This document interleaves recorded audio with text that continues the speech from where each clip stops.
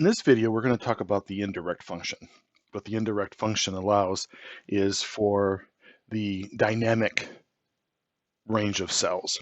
So for example, if in this table I have here are variety of sales for a variety of cities in Michigan and for various months.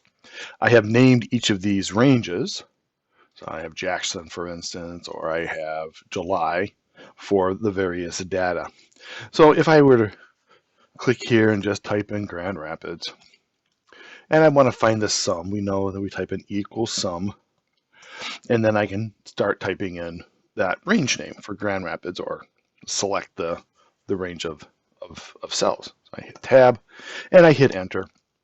And we have 36,371, which is down here. I put totals, it's not absolutely necessary, it's just to show you that it's actually working.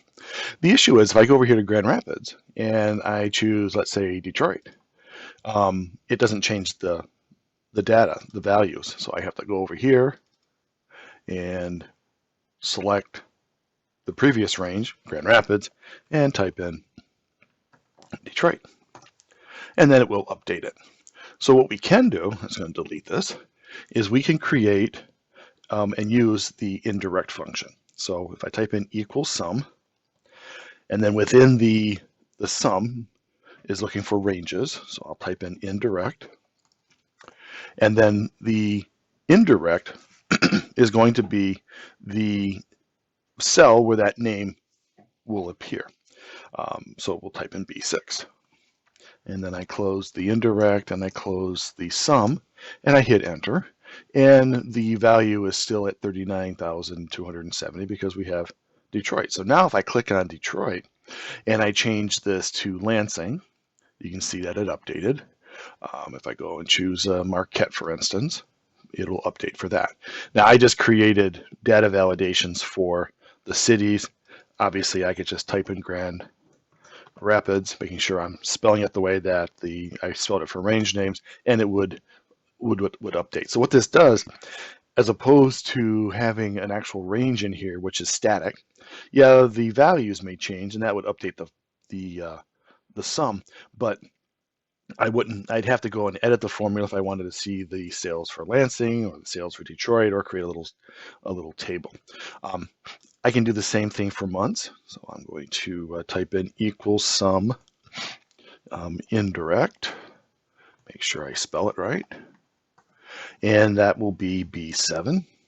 Now we should get an error because there's nothing there, which is normal, because this doesn't know where to send it to. There is no range that's blank. You can't use a blank range name. So if I click the down arrow, and I can then choose, for instance, May. And so that's 22,000. So we have May 22,037. So by using the indirect, I can now make changes, dynamic changes, just by either putting them in a list as I did here, or just typing, September, for instance.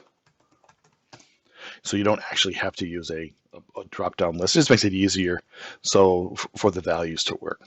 So what the indirect does is it directs a range of cells or a cell to another cell that's a text value. And that text value usually is a range name. And then we can actually make our table and our formula dynamic. So that's the idea of indirect. We're going to create I'm going to do a couple more videos. We can combine this with other functions. We're also going to use it with the index and match, which will allow us to do lookup. So that'll be on a second video.